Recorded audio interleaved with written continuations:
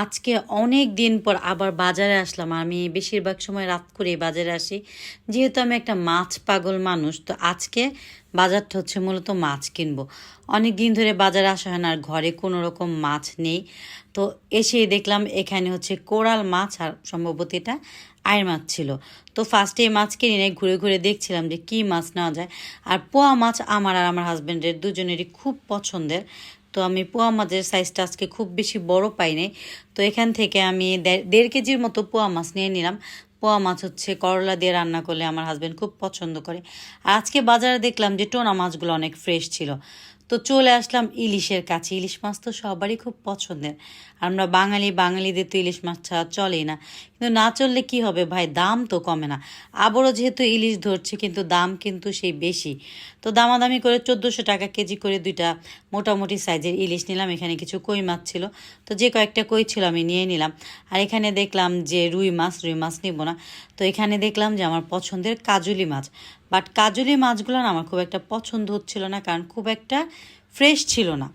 তো কাজুলি মাছ দেখলে আমার আসলে কিনতে ইচ্ছে করে। আর সবচেয়ে বড় কথা, যতই দাম হোক আমি বছরে একবার হলেও কাজুলি মাছটা খাই। তো এই দোকানও দেখলাম যে কোরালগুলো খুব ফ্রেশ ছিল। তো কোরাল বা টোনা কিছুই আমি আজকে নিলাম না।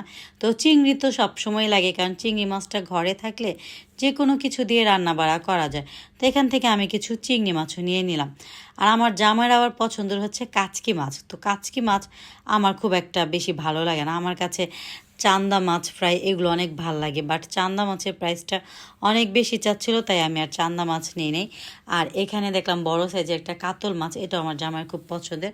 তো কাতল মাছটা আমি আবার অন্য জায়গা থেকে নিই।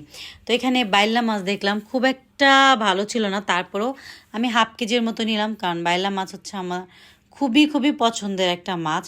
আর এখন মনে একটু কমে পাওয়া যায়। তো জামাইয়ের পছন্দের কাচকি মাছটাও নিয়ে নিলাম। আর ওকে হচ্ছে বেশি করে পেঁয়াজ দিয়ে কাচকি মাছটা ভুনা ভুনা করে দিলেও খেতে খুব পছন্দ করে। তো সবজির এখানে চলে আসলাম।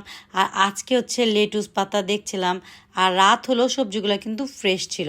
তো লেটুস কিন্তু আমি খাবার জন্য দেখছিলাম না, লেটুস হচ্ছে আমি বুনবো, যেহেতু আমি প্রচুর পরিমাণে গাছ বুনতে পছন্দ করি। তো লেটুসের গুঁড়াগুলো দেখছিলাম, আর সাথে হচ্ছে পুদিনা পাতা। তো লেটুস আর পুদিনা পাতা আমি নিয়ে নিলাম। আমার জামাই বলে একটা লাউ নাও, বললাম না, লাউ দিয়ে রান্না করার মতো মাছ আজকে কিনে নেই, পরে নিব। তো এখান থেকে কিছু সিম, টমেটো এই টাইপের সবজি নিলাম, যেটা হচ্ছে আমি কালকে মাছ দিয়ে রান্না করব। আর আমার জামাই হচ্ছে শীতের সবজিগুলো দিয়ে মাছ রান্না করে দিলে সেটা খেতে অনেক বেশি পছন্দ করে। আর আমার হচ্ছে প্রতিদিন মেনুতে এক টাইপের শাক থাকলে আমার অনেক ভাল লাগে। তো যেহেতু রাতের বেলা খুব বেশি আইটেম শাক এখানে ছিল না, তো আমি দেখে দুখে দেখলাম যে ডাঁটা শাকগুলো একটু ভালোই ফ্রেশ, ভালো কি মোটামুটি ফ্রেশ ছিল। তো এখান থেকে আমি ডাঁটা শাক নিয়ে নিলাম।